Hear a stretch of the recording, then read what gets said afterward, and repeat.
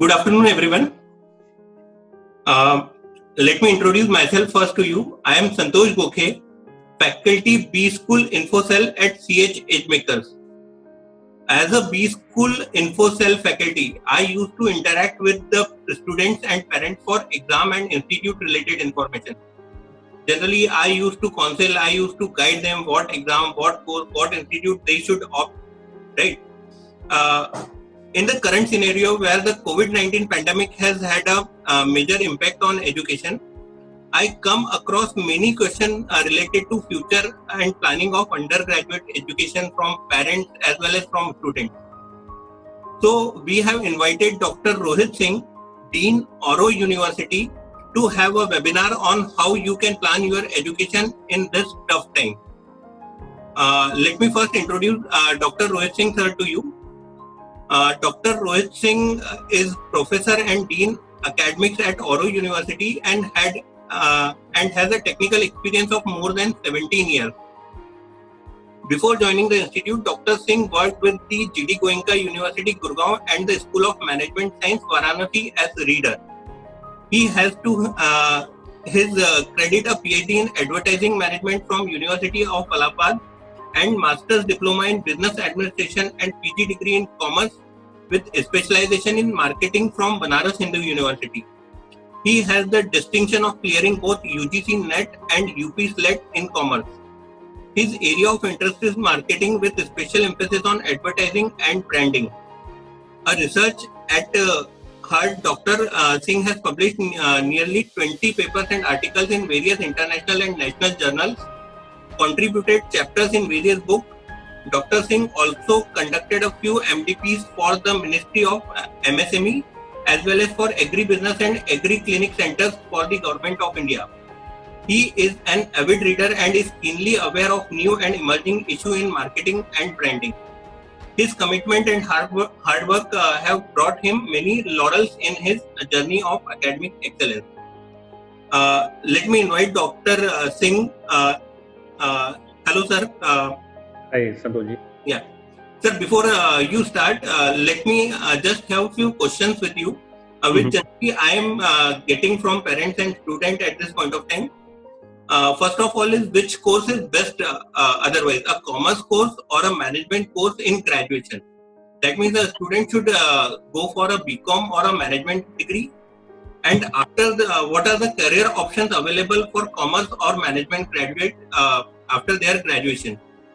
And one more important question, now over a period of time, the trend of 5-year integrated MBA has emerged. So what you suggest, a 5-year integrated management program is better, or students should opt for a first 3rd-year graduation program and then after that plan for a post-graduation program? There are some more questions, but I'll ask in between, and maybe even the student can ask their questions. They can post their question on chat box, or they can ask the question after the end of the session. Yes, sir. Thank you, Santoji. I thank you very much for inviting us onto this panel discussion. And this is a very crucial time for the students who are into their class 12th. Reason being, the CBSE and the ICSE, they are waiting still for the few examination to get over. The local regional boards, they may have done with their exams and the results are also out. So few local boards like Madhya Pradesh, Gujarat and all other UP board, they have already declared the results.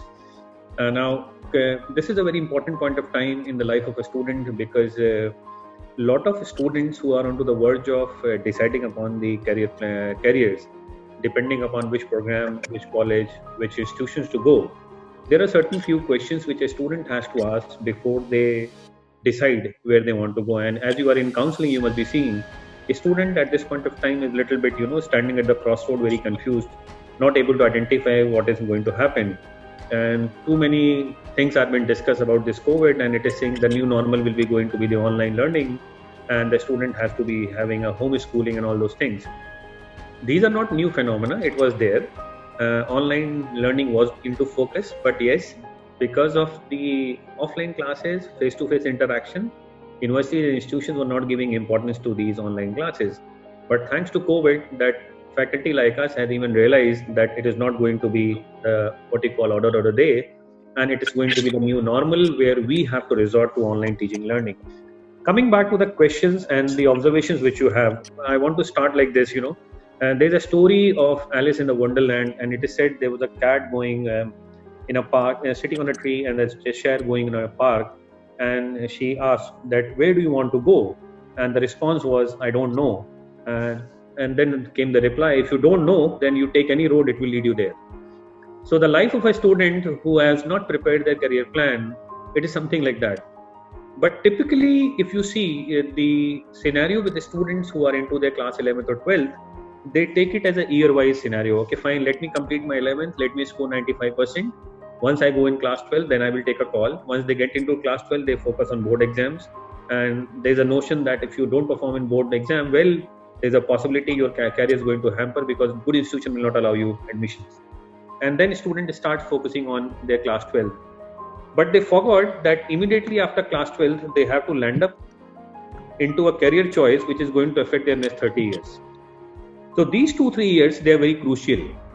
So a student, when they are coming into class 9th and 10th, my suggestion to all of them is they should think from that point of view that what they are going to take in class 11th and 12th is a specialization, which is art, science, commerce, physics, chemistry, mathematics, physics, chemistry, biology, or a dual combination, which a lot many CBSE and ICC schools are offering now. Or they want to move towards liberal arts. So that question should immediately come in class 11 to them also. And from there, they should start thinking which option is best, considering whether they have mapped their skill or not. And if you see the pattern in Indian education system, the choices by the class 11th and 10th students is normally coming from the references. And these references are the first most important reference, or the influence of choices comes from parents. And parents decide what kind of specialization their kid should go for, number one. Number two, the other career choice which a student look for is where their peers are going, where the friends are going. And they decide based on the choices which their friends are making. Third comes, what is their own, own scope of learning into after post class, once they have done with their class 12. And then comes, what is their individual aspiration, whether they have their own aspiration to pursue a course, or it is just because it is coming from a social pressure or friend pressure. And most crucial role which we play is the teachers, because normally students also go for the reference to the teachers, and they look for that, okay, fine, if I'm not getting an adequate support from my parents or my friends, I should consult my teachers. And this is a very important role which teachers like us, faculty members like us should play in helping a student to identify what kind of career options he or she is having before they finally plunge into deciding the particular course. That is the one part. Second question comes, what are the options? So if you see the options, after class 12, normally students look for traditional courses. And what are these traditional courses? These traditional courses are art, science, commerce, and okay, fine, I will go for engineering, I will go for mathematics, I will go for medicine. So these are the certain common courses which are available, which are being made known to them by their parents, by their peers. But now if you see, there are many non-traditional courses which are coming. And what are these non-traditional? Law was also there initially. From so many years, we were having 3 years of law. But now you see there's a change in the law education which is happening across India and world, which is now we are having 5-year integrated programs. And these 5-year integrated programs, they are being combined with commerce, arts, you have science, and they call it BLLB, BCom LLB or BSc LLB. And students go for 5-year integrated program. I will come back to that question which you have asked, what is the importance of integrated program for a student, and whether they should pursue an integrated program or they should go for an open program. Santoshji, I would like to highlight over here that students normally select course on the basis of convenience. This is what I have seen normally. It is not right in 10%, but it is right in 90% cases. That student go for and what are these convenience? Okay, fine, I will not move out of my city. Okay, I will not move out of an institution where my friends are not going. I will not move to an institution which is new for me. So if there is a school and they are having a college, they would like to move to that. These choices, they restrict the student to aspire for broader coverage. And this is where the student make a big mistake, that they look for convenience. Second question comes, there is an inhibition in the traditional Indian parents that I would not like to send my kids outside the city. Believe me, the more you travel, the more you learn, the more you see people, the more you understand. and it is sometimes that the course which you are looking for, it is available only outside your city or the state. And it doesn't mean that you are going to be not in touch with your city or the people, but it is that you are going for a better option. Once you complete the option, you are going to be back into your city. There are certain other factors which I have seen play an important role when a student decides the career. But I would like to highlight to the students present over here in this webinar is, have you ever tried to assess your attitudes? Have you ever tried to map your aptitudes? Have you ever tried to find it out what kind of skill sets you are having? Have you ever checked with any good counselor that, okay, where is your inclination going for education into higher education? And these are the few things which a student normally don't do. And because it happens to me also as a student, okay, fine, I am scoring 80%, I am good. But question is, when you go into crowd and there are 200 people in front of you who have scored 90%, and there you realize, boss, I am really have done a mistake. If I would have studied well, or if I would have planned much better, I would have scored in that sense. So my suggestion is, candidates should be able to assess their own aptitudes, their strengths, their weaknesses, and their personality, and then they take the help of a professional counselor and try to evaluate that whether their career choices is in sync with the aptitude and the attitude which they possess, and whether their personality suits to the career choices or not. Now, I'm not totally for it, but yes, it gives me some kind of direction that, okay, where should I go? Because it is a possibility that today I'm studying class 12th with mathematics and then I take liberal arts. Now, there's a reason for it. The reason is that a candidate who is taking a liberal arts, he or she is aspiring for a civil service examination, he or she is very clear. And then she decided, why should I study mathematics now? I need to go towards liberal arts. I will take history, sociology, and psychology as a combination. And with this combination, I will aspire for civil services. Perfectly fine. But if that candidate has went to a professional counselor, that counselor would have suggested, your maths is very good, you are good in quants, your physics is very good, you should go for PCM. And that will reflect that the candidate should go towards physics, chemistry, mathematics or science courses. But to the contrary, candidate selected liberal arts.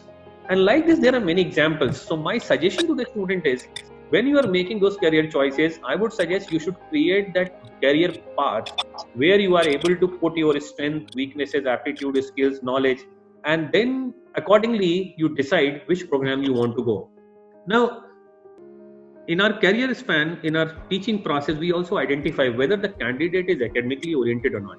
Now, what does it mean? It means that candidate is good in reading, candidate good in comprehension, candidate is very good into doing analytical problem solving issues, and he or she is very good into reading and writing part. So that means his or her intention is, yes, inclined towards academic. It is not a guarantee that he or she will be good in academic. It may be of interest also. Second side, we have seen that some candidates, they are very good in creatives. And who are these students who are very good into their ideas? They come out with new innovative ideas. They are keen into sketching, drawing visuals, bringing those ideas onto the table, and they say, okay, fine, this is what I want to do. And those students really may not be good in reading and writing, but they're very good into those innovative ideas, skills, and sketching. So that is the second category. Third category comes, you will find there are a lot of students who are very good in interacting with people around them. And we call them, okay, this guy is very frank and he is a very extrovert, he can talk to anyone. But if you see, his or her inclination is towards more of a people orientation. And this people orientation means that they are in a position to associate themselves with the other people by interacting with them, identifying their forms, and then they are relating their conversation with these kind of people. And if you ask me honestly, those students, they are very frank, they are very upfront, and they may be very suited for journalism and mass communication, but they're not going for it because they don't know it. But as their personality, it reflects from their interaction and discussion with the person concerned. And then you will find there are people who are multitasking, they're very good into reading. At the same point of time, they're very good into with ideas and sketching. So those people, they are falling into different categories. And there is another group of students whom you will find, they are very much good into, special skill. Now, question comes, what is the special skills? Now, there are certain new upcoming areas coming. So, for example, I have taken commerce into my class 12, but I am really very much interested into artificial intelligence and machine learning. And now I think, though I have studied commerce very well, I am going to secure around 85-90% in my class 12. But I now need to leave commerce here and move towards artificial intelligence and machine learning. Now, what is the category of the students? They are what do you call a learner. Everybody is a learner, but these people, they are looking forward for upcoming areas. So when you categorize these people, what you will find, there are students who are very good in academics, there are people who are very good into ideas, there are people who are very good in interacting with other people around, there are people who are very good into some specialist skills. So when you categorize these students, you will find academics is number 1, creative skills comes into number 2, people orientation is number 3, physical, that is what example which I talk about where they need a specialist skill, they are into different categories. There are category of people who are into certain specialist skills.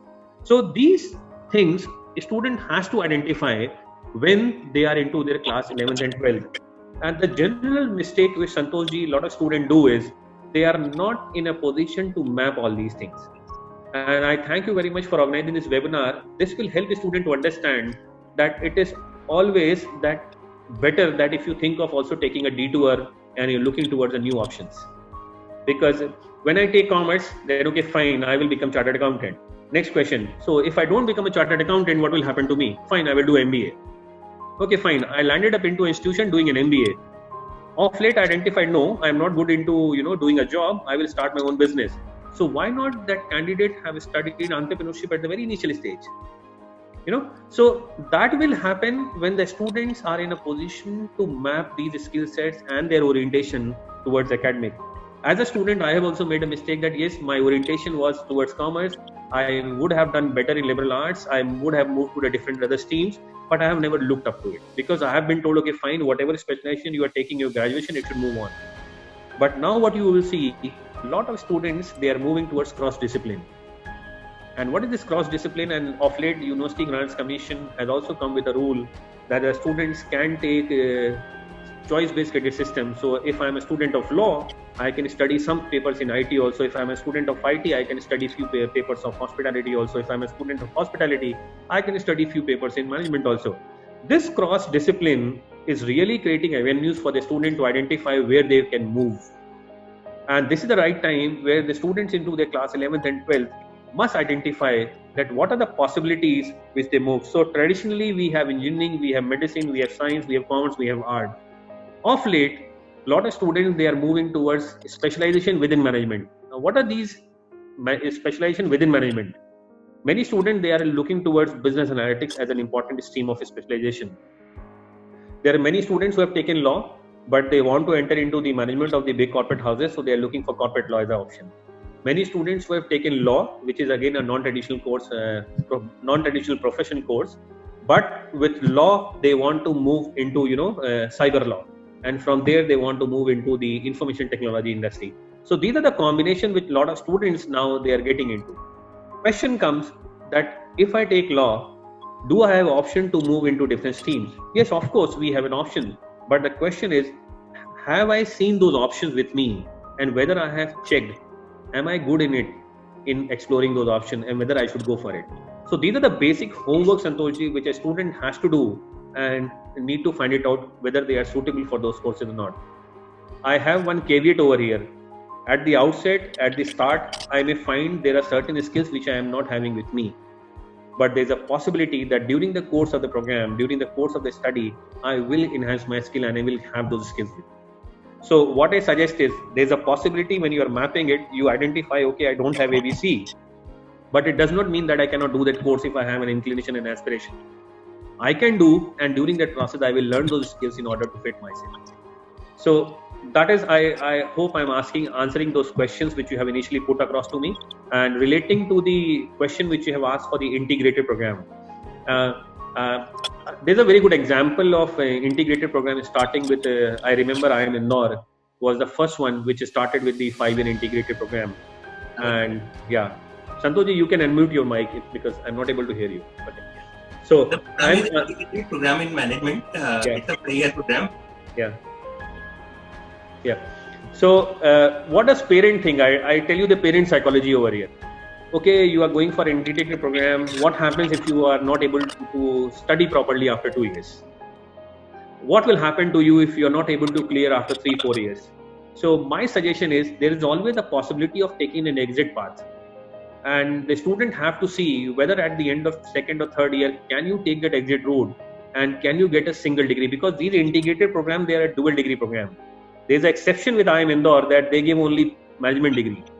But when I take integrated program in BBA LLB, so DCI says you can move out of second year, but you cannot move after that. But your moving out will lead only to the movement towards the law program, not to any other program. But in MBA and management program, there's a possibility that a student can take out withdrawal after third year and they can get an BBA degree. Lot of triple ITs, they are doing BBA and MBA combination or BTech MBA. So what they say, that after BTech fourth year, you can take and exit, and you are not interested into going for MBA, please drop it.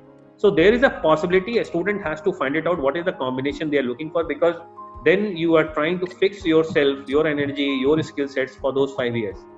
The other option is a lot of candidates, they go for 3-year program. And once they are into their second year, they start deciding what they want to do after their third year. So that is a possibility when the students is still not sure whether they have to move into a particular specific field, and there they drop the idea of integrated programs. You know? Yeah. I hope I have answered your questions which you have put across. Yes, sir. In fact, I have got one question from Nidhi Dubey at the chat box.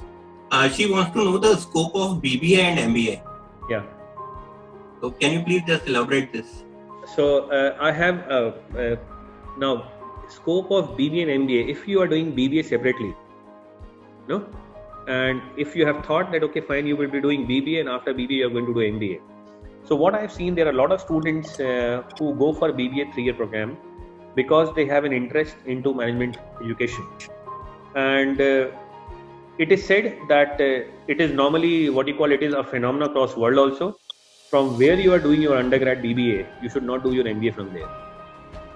And that is the phenomena which is persistent, and only 5 to 9% of the students, they stay in the same college to complete their MBA from this. Because the philosophy is that whatever you are studying in BBA, it is 80% you have already covered what you are going to cover in MBA.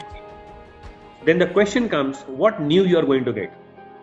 But this is not the question we are putting up. The scope related to BBA is that you are looking forward to move toward the management field. Now, when you see the options available after BBA, it is Chartered Accountancy, it is Company Secretaryship, it is ICWA, it is CFA, it is MBA, and then it is leading towards many more diplomas after BBA. And there nowadays you will see diploma in family business, diploma in capital markets, diploma in business analytics, diploma in market research, diploma in advertising, diploma in communication and AdWords. So these are all areas of specialization which further moves once you complete your BBA. When a student is into BBA, there they need to decide, because normally you see there is a traditional specialization which is going from marketing, HR, finance, international business, taxation. These are the 5-6 specialization areas which moves in BBA. Point is, what will happen to me if I'm not interested into these 6-7 specialization areas? So my suggestion to Nidhi is that once she is doing her BBA, she needs to take a call in which specialization she wants to move. For example, Nidhi decides to do a BBA in international business, but within BBA in international business, you have a further specialization which you can take in MBA, and that is related to export procedure and documentation, export-import policy, coding of export-import products, and lot many areas. So there you move into a specific specializations once you complete your BBA, and then you're moving towards MBA to take that specialization. So that is my thought process.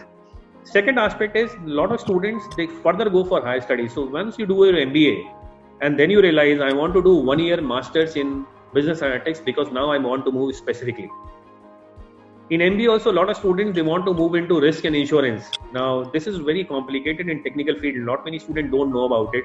But as on date, this is a highly demanding job requirement equivalent to CA and CFA.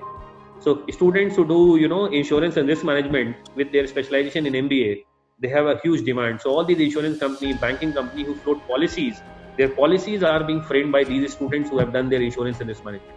So basically, you call it, that students moving to a specialization, but it is not so. So they are basically called as actuaries, and students are not aware about it. What is the options of actuaries? And actuaries, they are paid more than chartered accountants in banking industry. But the point is, I am not aware from where I need to do my course in actuarial science to move towards specialization into my MBA. So that is my suggestion to Nidhi. Yeah. Santoji. Sir, once again, I am kind of focusing on that particular thing where what are the trending and popular courses which a student should opt after class 12? Because regular finance, HR, marketing now has a very limited scope. More of the opportunities are there, as you mentioned, artificial intelligence, machine learning. So should that kind of courses be offered in BBA or let's say along with BCom, we can do that, so that we have better skill sets and learning for the purpose of future exposure. Okay, so I will take BBA first and then I will come to BCom. Okay. When you see a student who is going for a BBA program, right, by default it shows that a candidate has an inclination towards the management degree, okay, or to the management profession. Very generic specialization which are being offered into lot many institutions, they are into marketing, finance, HR. Then there is a specialization into operations management, production and operations. Then there is a specialization into international business. Then there is a specialization into taxation. Then there is a specialization into accounting and tax also, or then leading to some other areas. For example, a lot many universities, they are offering banking also as a specialization into their BBA. Now that specialization comes only in the third year. So till first and second year, all the students who are taking admission into BBA program, they are basically studying a common subjects across all the 4 semesters. And the good part is that the UGC has mandated that all the institutions, all the universities should have a semester system. Now, considering that what kind of scope I am having, your scope will be defined by the kind of specialization which you are going to choose into your third year. So that is very important part, because there you need to find it out that, okay, fine, this is the area where I want to specialize in future also. Once I do my BBA, then it's open a scope for me moving towards specializations or moving towards a generic MBA. That is again a call which a student has to decide. The other option undergrad program which you're talking to me about is the BCom. And when you see the students who are preferring to go towards BCom program, it means they have decided to either pursue a chartered accountancy, they want to either pursue a cost accountancy, they either want to move towards company secretaryship, or they want to move towards CFA. Now these are the 4 common interest area for the students who are going to do their BCom. One suggestion I would give over here, it is not suggested or it is not said that, or it is not commonly applicable that if you are going for BBA you cannot do all these things.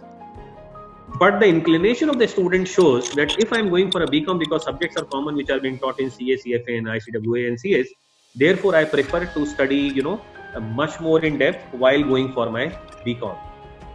And the BCom student can also move after going into specialization into these areas. But when I see the interest and inclination, BBA moves towards more of a management, commerce moves towards more of, the other side of the management, which is cost accounting, chartered, what you call ICWA, company secretaryship, CFA and all those things. So the scope is not ending after graduation. Remember, in India, graduation degree is not considered very important. Whereas if you go to abroad, foreign countries and abroad, if you have done your graduation, it is advisable that you should go for a work experience. You take a work experience of 2-3 years, come back for your master's degree, because you are in a position to identify that based on your work experience and your undergrad degree, you want to decide what master's you want to do. But in India, it is reverse. You want to finish your education and then you want to land up into the job market. So answering to your question that what a student should do, BBA or BCom, again I will come back to the same point where I am willing to move forward with particular subjects. Okay? Yeah. One of the interesting questions which otherwise come across in the question and answer section, how to choose our college. There are too many colleges and each one of them claims that they are otherwise good. And a lot of they there which otherwise say they are the best. So what are the criteria to choose an institute? Okay. I find very so that this is a very common question, and this is a common question I will answer from 2 points. Okay. One is the question asked by the student or is the question asked by the parents? Okay. Now, if the question is being asked by the student, then my advice to the student is, what is important for you? The most important factor for a student is that they should have a very good learning. And that learning opportunity should be given to everyone, irrespective to which program you enter into an institution. So a candidate should select an institution based on the kind of learning he or she wants. Number one. Number two, I should select an institution based on the interests which I'm having. I should not select an institution which is being based on some other person interests. Number two. Number three, if I am selecting an institution as a student, will I get a good quality education? Now, good quality education is being reflected by the quality of teachers you have. So, has a student did a good inspection, introspection in checking the details which are available onto the website? Now, the student will say, sir, everything which is given on website is not right. Fine. You are free. You can go to the institution, visit the institution, see whether they have faculty members or not. You take an appointment, you talk to the faculty members over there, find it out what are the courses they are offering, and then you take a call. But then question comes, am I ready to invest the time in visiting at least 5-6 institutions and take a decision? And that decision will be informed decision. It is not the decision which you are taking where people have suggested you. It is the decision which has been taken by you. So as a student, for me, priority is my teaching, priority is my knowledge, priority is my learning, priority is I get a good exposure, priority is that I will able to learn with the students who are equivalent to my capabilities and abilities, and is the institution providing you the full opportunity to explore the possibilities of moving into any area. So when as a student you are going for an institution selection, you need to focus on these things. Now, if I broadly put into 3 categories, what is the quality of teaching and learning you are going to get? What kind of industry exposure you will be getting from the institution where you are landing into? And third, what kind of opportunities they give you in terms of internship, putting you before industries, bringing projects, bringing you to an opportunity to get an employment also. So basically, these are the 3 generic criteria which a student normally considered while they select an institution, coming from the parents' point of view. Now, parents, who's paying the fees? In India, the fees is being paid by the parents. So parents ask, what is my child going to get in these 3 years? I would request all the parents, this is not a big bazaar and VR mall or, what you call Reliance, where you are entering and you are definitely going to get. You will get only what you are trying to give it as an input. My responsibility is to chisel that input and create something better, which you have not seen before putting into our institution. So there you should have faith on the institution and the teachers and the people who are working in the institution, that they will help your son or daughter to come out into a new reformed version. Number 1. Number 2, normally parents ask, okay, I am paying so much of fees, so what are the facilities I am getting? Remember, you are not entering into an entertainment house, you are entering into an education system. Facilities should be here in terms of classroom, library, hostel, and all the possibilities which will help your child to come out into an holistic personality. Your question should be focused on that. So that is my answer to you, Santoshji, from the point of view of the students and the parents. However, that question was asked by the student, so I hope the student got the answer. Yeah. Sir, another important question, which otherwise most of the parents have asked me as well. Yeah. What are the limitations on courses after 12th due to this COVID-19 pandemic? Limitations? Yeah. Limitation on courses after 12th. Courses in the sense mean the undergrad courses which they are going to study. Yeah. What I would like to tell you here, Santoshji, courses are not going to change. True. What is going to change is your experience of learning. And as a teacher, our experience in imparting that knowledge.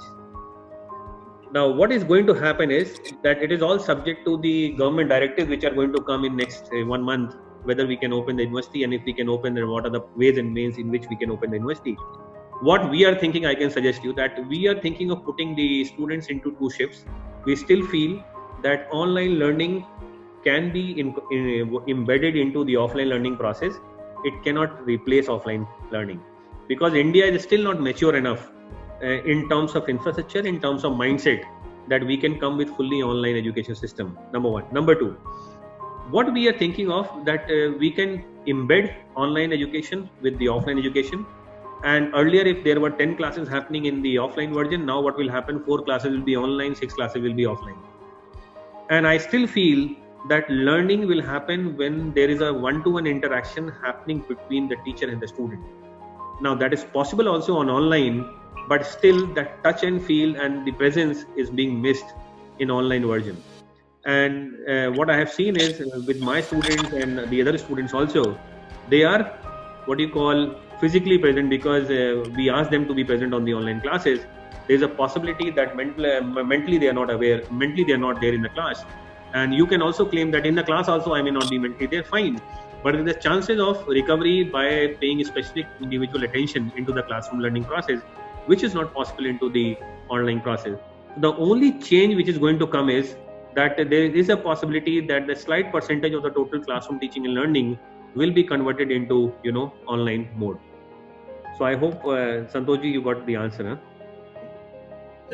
One more question. At this point of time, even the safety and the security of the student comes first.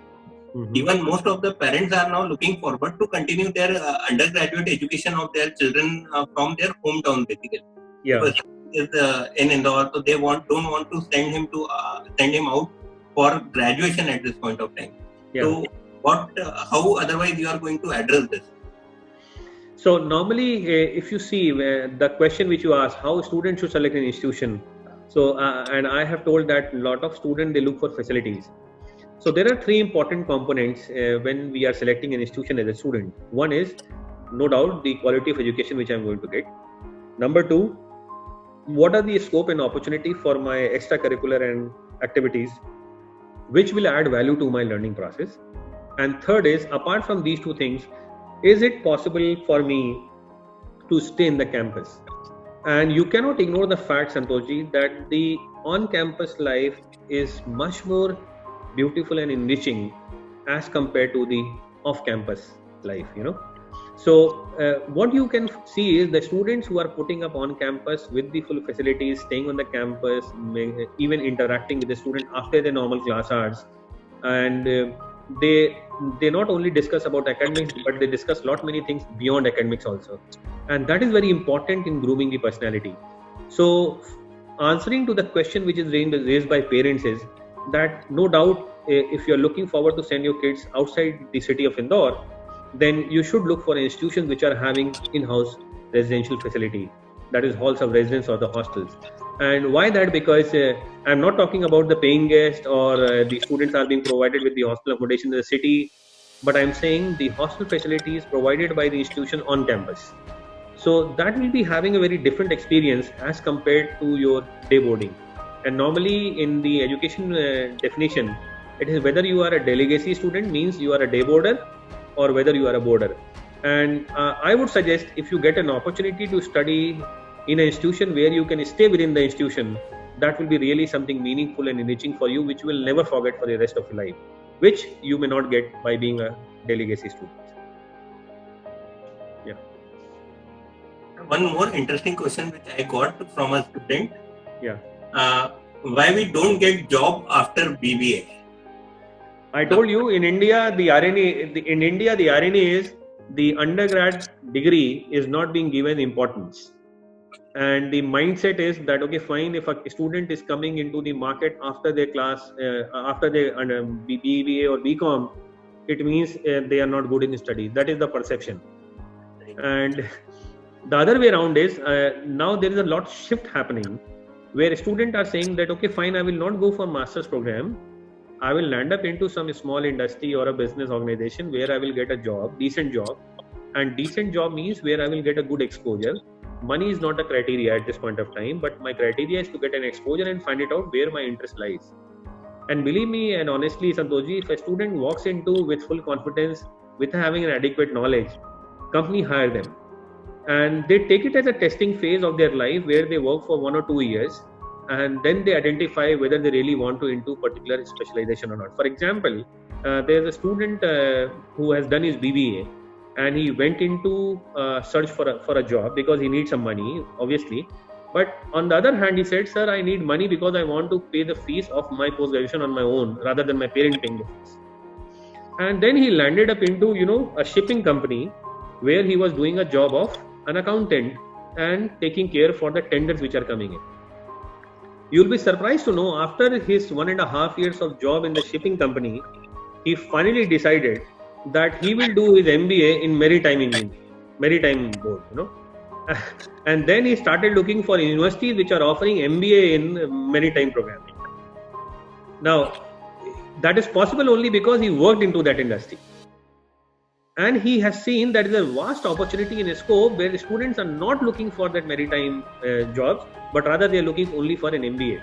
So, an undergrad student going into the market, at the same time an MBA student going into the market, you and I as industry people will always look for a seniority and experience compared to the student who is coming as a fresher from the market just doing an undergrad degree. That is one reason. Second, in India, the mindset is that undergrad degree is still not very relevant. They are still incomplete education.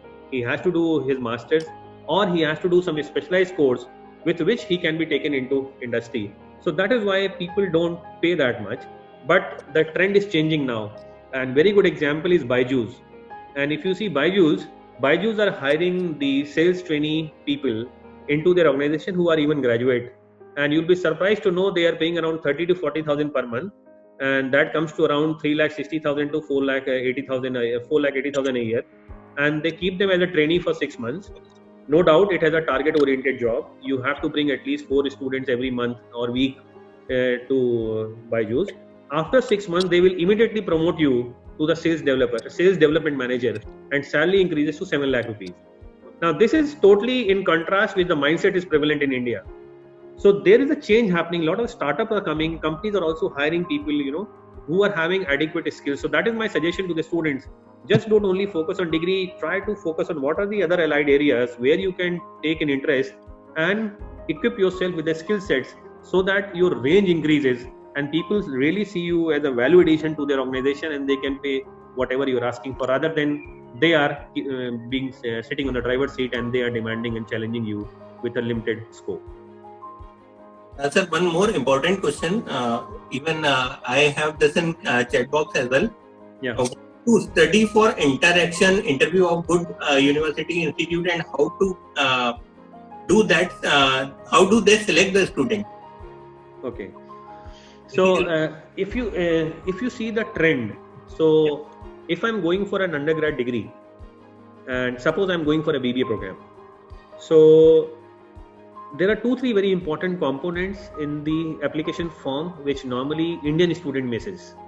If you see an application from a foreign student, they will complete everything, but from the Indian point of view, Indian student, they miss few things.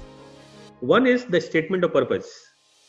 What is the statement of purpose which the student has written? And believe me, honestly, if I get 100 applications, 90 applications are not clear what they have written in statement of purpose. And many of the candidates, they get rejected because they have not written a statement of purpose clearly. And that reflects on how does he or she thinks about his or her own self by moving towards a particular career option.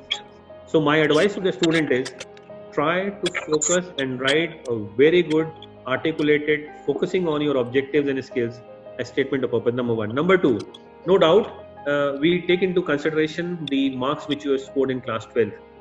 But remember one thing which you always miss, the qualifying marks is 50 to 55%.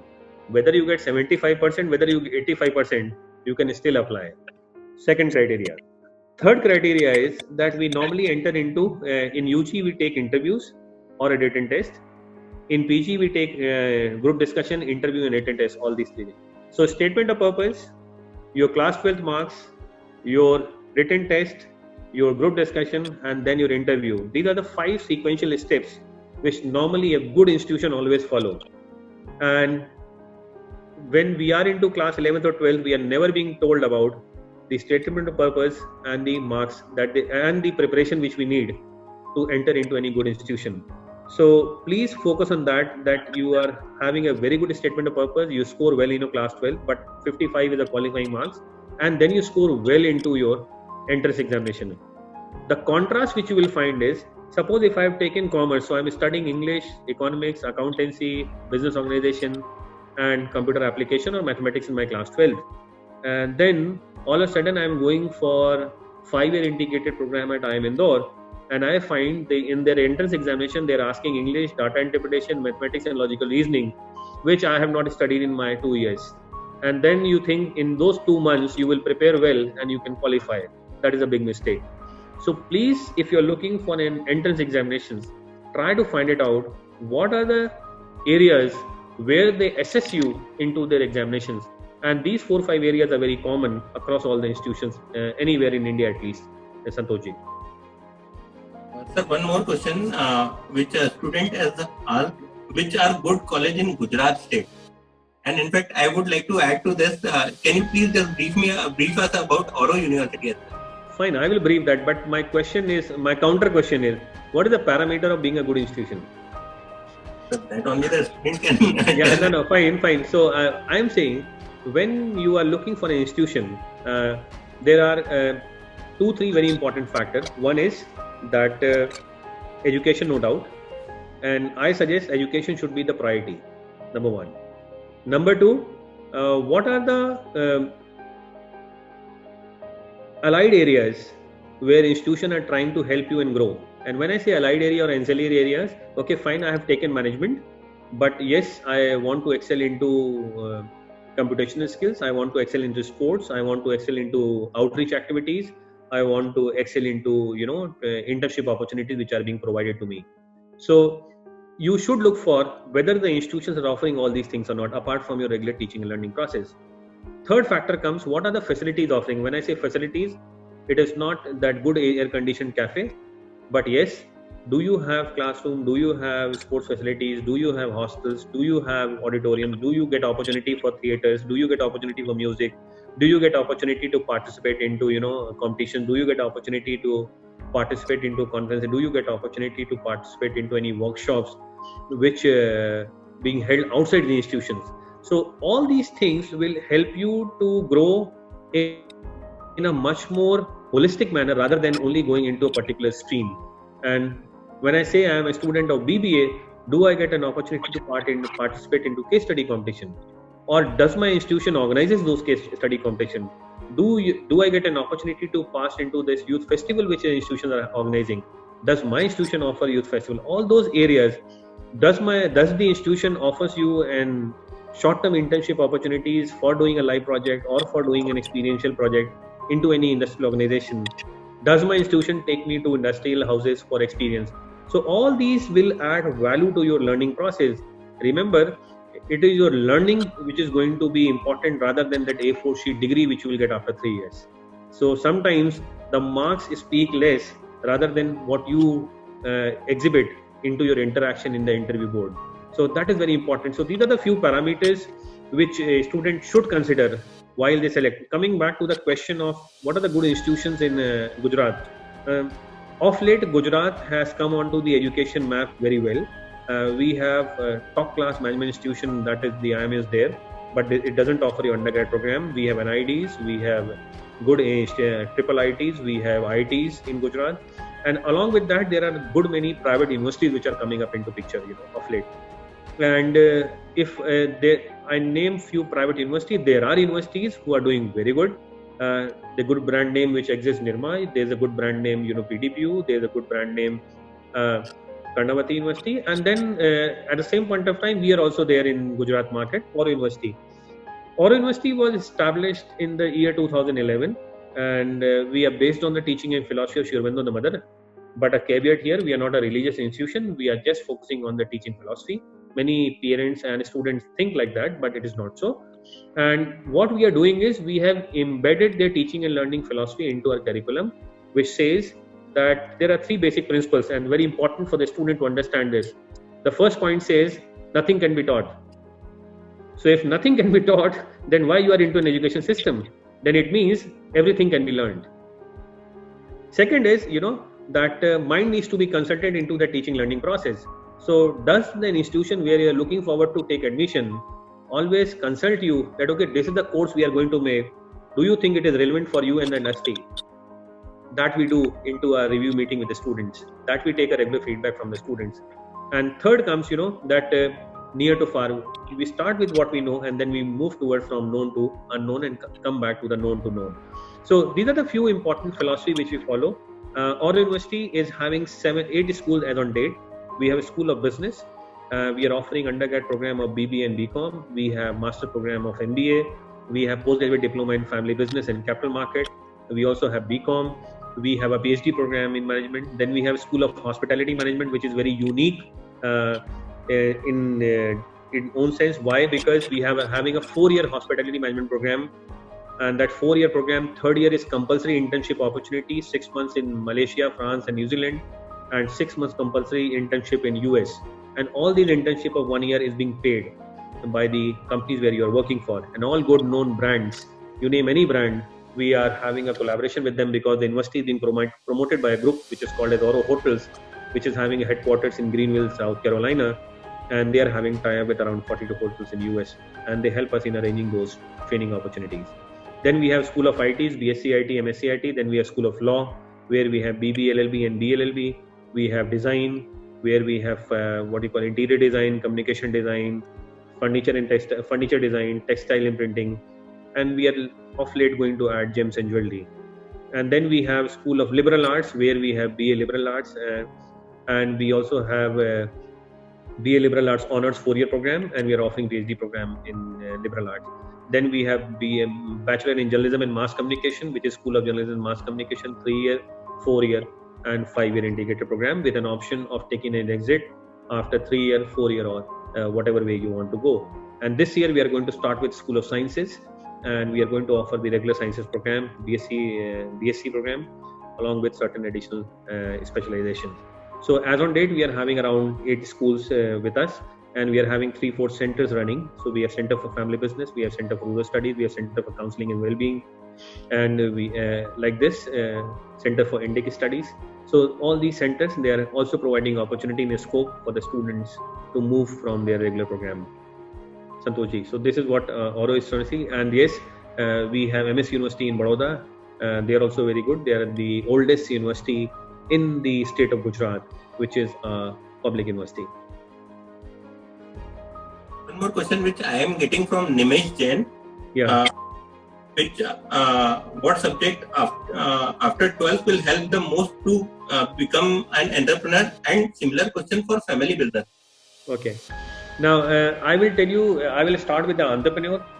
Basically, you can take any program and you can start your own business. There is no hard and fast rule that you have done your BSc Science and you cannot do your business. But yes, there is a thought process that if you take a management program, there is a possibility that once you are going to start your own business, you will be making a much more informed choice, informed decision that in which area you want to start your business, because you have already studied the various aspects of business, various functional areas of business, various activities which are being performed into business. And sometimes it is a possibility that we miss the finer details of the businesses when we see the larger picture. For example, one of the students who was doing a BBA from our university, and he was very determined that he is going to start his own business. And to my surprise, you know what he was looking forward, that he wants to start a business, but want to start a business into a supply chain which will help the big industrial houses to transport their machineries. And basically, if you see, he is looking forward to start a business into assembly plant. Now that knowledge he gathered during his study of BBA program, which may not be possible if he was studying BSc Science program, you know. So that is a differential advantage you will have if you are studying a management program, and from there you are moving to the your own business. But normally there is no hard and fast rule that okay, if I am doing BSc IT, I cannot start a company, or I cannot do a business into software or hardware, or I cannot do business into generic FMCG goods. So that is a notion. But yes, if you are from the management background, that will definitely help you in starting your business. Santoshji, what was the second question from you? I'm not able to hear you. You unmute yourself. Sir, similarly, the student asked for family business. Okay. Now, for family business, there is a 1-year diploma which is called PG Diploma in Family Business. Many institutions are running. We also have a 1-year family business program here. And the other is the 2-year master program in family business. There is a specific requirement, and that requirement of entering into family business is that for us, at least at our university, we say we can only take admission into the family business program to the students who are having a family business. So, but that is restricted to 1 year postgraduate diploma in family business. But if you are entering into master program, there is a possibility that even though you are not having a family business, but you want to start your own business in future, then you can go for the family managed business program. I would like to give other information that normally people ask in the application that what is your family business and which generation you belong to. At our case, we say a student should be into the second or the third generation of their family business, then only they can apply for admission. So obviously, if I am a fresher and I am looking forward to get a knowledge for the family business program, then I will land up into 2 year program rather than coming into the 1 year PG diploma program, because these are all accelerated courses. We only have teaching for 3 days, and we give a scope and opportunity to study 3 days at your business, whatever you studied in class. So it is basically you are doing theory, you are understanding what the practical, you are going and applying a practical into your business and coming back with a learning opportunity into your business, into the classroom discussion.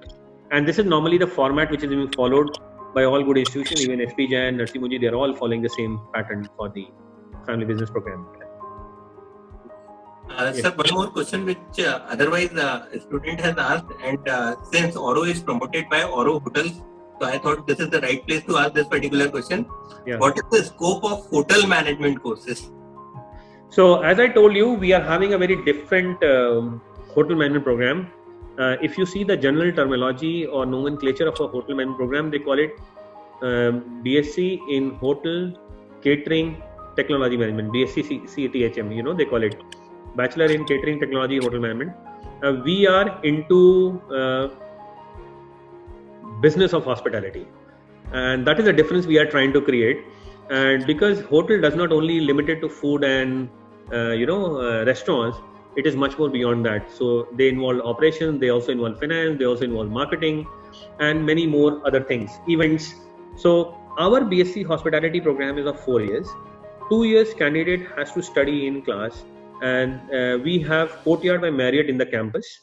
And for your knowledge and information to the audience here, we are the first private university after Manipal which is having a hotel in the campus, which is being approved by a renowned brand Marriott. And this is happening for the first time in whole Asia, that Marriott has given a permission to have a hotel on campus, and that we call it as a training hotel. So students who are going to take admission into the BSc hospitality from the very first semester, they are being assigned to the different departments within the hotel to take that practical experience which they learned theoretically in the classroom. And this goes for 2 years, first year and second year. In the third year, as I have briefed earlier, a student can opt for a training opportunities in France, Malaysia, New Zealand, Singapore and all those places, or they can opt for training opportunity in India. Once they complete their 6 months, they have to go to another 6 months training opportunity, which is in US. And all these trainings, they are paid except in India, because in India they have a minimum amount which they pay as a trainee internship, a stipend they call it. But all other places you could get a full salary. So there's a possibility that the candidate can earn a good decent amount of money and recover more than 75% of fees which they are paying into the BSc hospitality program by going for a training opportunities into these countries. Once they come back in the fourth year, we have a specialization into dissertation. They write a project report if they're planning to open a hotel or a restaurant. Then they land up into event management. We have also started a culinary management program, and then we also have a Vedic cuisine as a specialization given to the students for a certain aspects. The other two diploma programs which we are offering into School of Hospitality Management is, one is the PG Diploma in Event Management, which we are running in collaboration with Wizcraft Mind, if you know Wizcraft, who organizes IFA awards. And the other diploma we are having PG Diploma in Bakery and Patisserie. And if you want to go and take an exposure, we extend this program to 1 year, 1.5 months, 1.5 years, and 6 months you are supposed to go for a training opportunity in Switzerland. So all these possibilities and options are available. But yes, we are having very different programs. I would request students to visit the website for a detailed information, or you can come back to Santoshji, or you can write to me. I can help you to get a detailed information. Santoshji.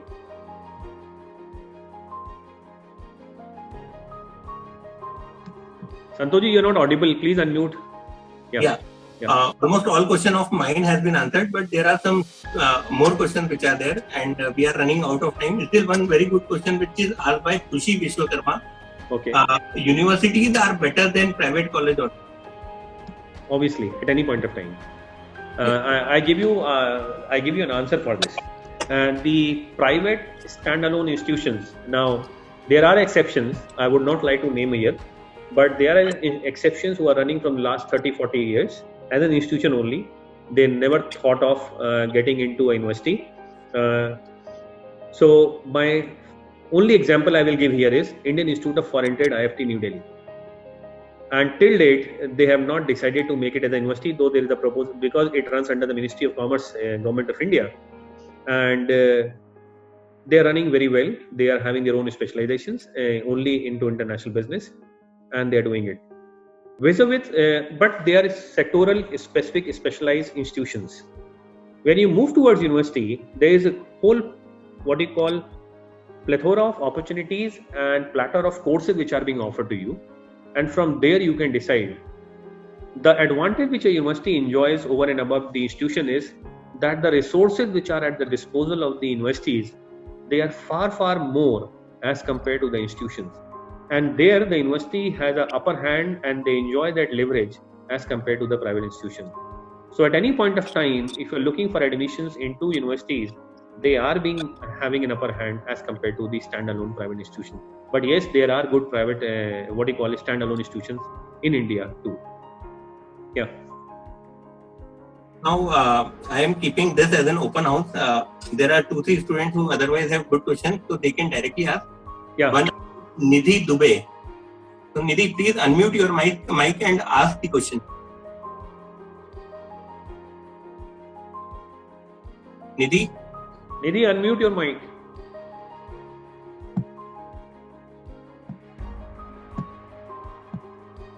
Manish, you can unmute Nidhi. Nidhi, are you there? Yes, sir. Yes, sir. Yes, Nidhi, please go ahead. Sir, what is the advantage of studying in Central University? Nidhi, your voice is breaking. Can you repeat the question? Sir, what is the advantage of studying in Central University? Is it distance education is good from there and from financial conditions also? Nidhi, you are asking 3 questions in one question. Yes. So the first question is Central University good to study? Obviously, yes. Yes. Number 2, from the point of view of financial condition which you have suggested, fees of the Central Universities are always less because they are being subsidized by the Government of India. When I compare to the private universities like us, we are not getting any support, Yes. any financial support from the Government of India. So because your fees is subsidized, the taxpayer like me is paying your fees into the Central Universities. So that is why the fees of Central University is less as compared to any other university. And then third question you asked was? Is it possible to study distance education? What is the advantage of studying in distance education? Okay, so your objective of studying in a distance education should be very clear. Normally, if you see the students who are doing a distance education program, they have certain conditions with them. One condition is that they cannot go to a full-time program because of any reason. I don't want to discuss that reason here. Number 2, a student is into a job immediately, but yes, he understands that even after down the line 3 years, he cannot be promoted because he doesn't have a qualification. So he'll end up into a distance education program. Third, there are a lot of students who are doing some parallel courses and they feel that, okay, my interest is into design, but I want to study management also.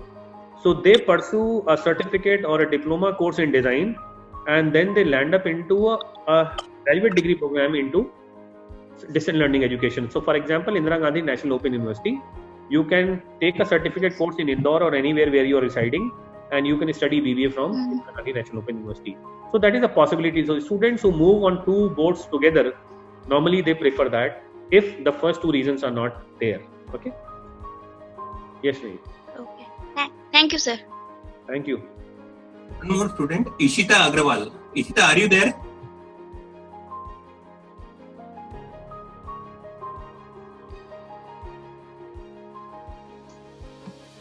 Ishita.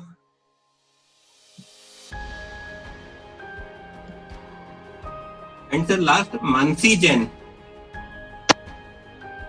Mansi, are you there?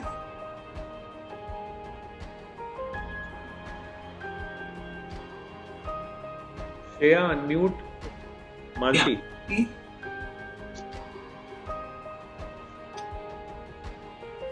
Yes, So sir, let I me have just take- unmuted her. No, Yeah. she is not. Mansi is not unmuted. Mansi, are you there?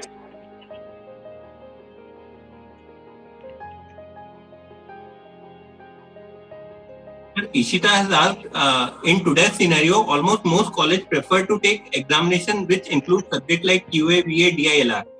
Then why should one need to study 12th and score high?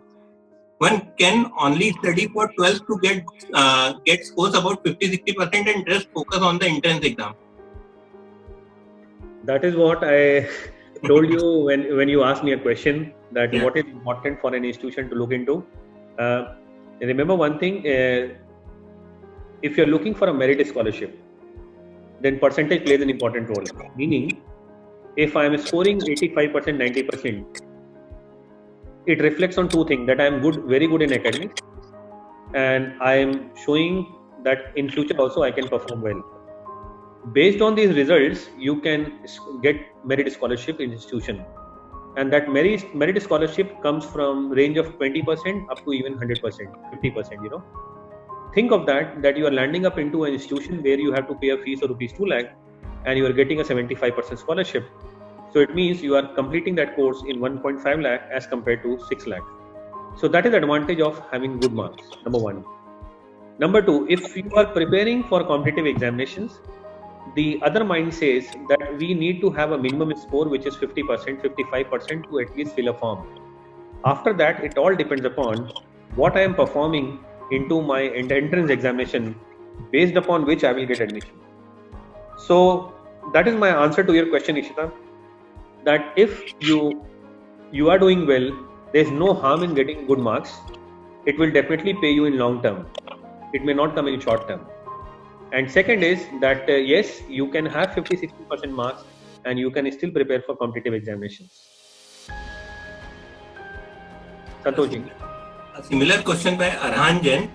If my aptitude is not so strong, is there any scope further? If any, please mention if there in a good college then. That otherwise.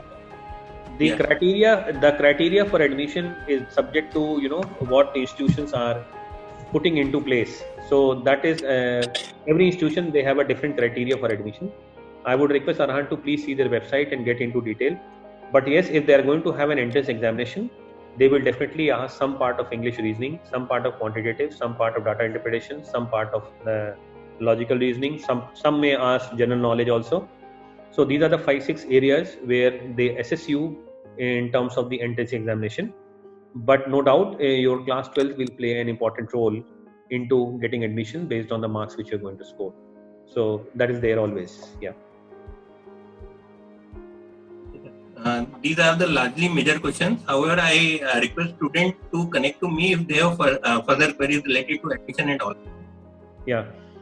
Santoshi, if you are getting any specific questions and you feel you want to share with us, you can share on my email ID or you can share on Shiven's email ID.